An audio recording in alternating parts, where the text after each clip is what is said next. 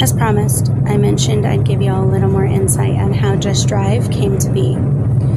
This song ended up being about the loss of my mom and how to deal with the grief of losing her. Originally, this wasn't the case.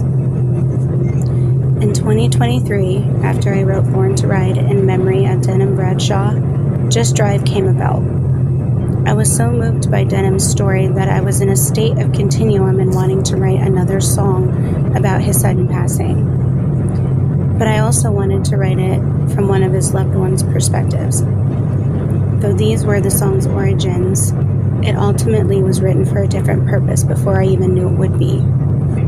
I was about halfway through writing the song when I suddenly stopped and put it away. In between the time I put it away, I wrote and produced other songs such as The Horn of the Bull, The Loss of You, and My Father's Eyes. And amidst all of these musical projects, unfortunately, my mother passed away. After My Father's Eyes released, I returned to Just Drive and realized this song wasn't meant to be fully written until now. I quickly wrote the second half of the song, and after a review of the lyrics, realized the song pertained to my mom and how I deal with her presence no longer being here, at least in the physical. I visualize songs and images as well, and not just experiences or emotions.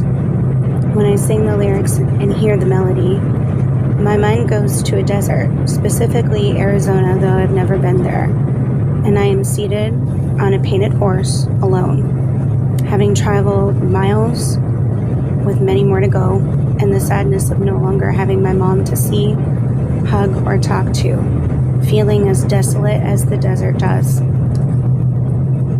Though there's a sorrowfulness to this image, there's a hopefulness as well. I see the reddened sun hitting the edges of the rocky, dried hills and crispening the sand blowing through the wind, giving me a ray of hope just beyond the horizon I gaze at. I often see a lone cowboy in a scene such as this when hearing Just Drive.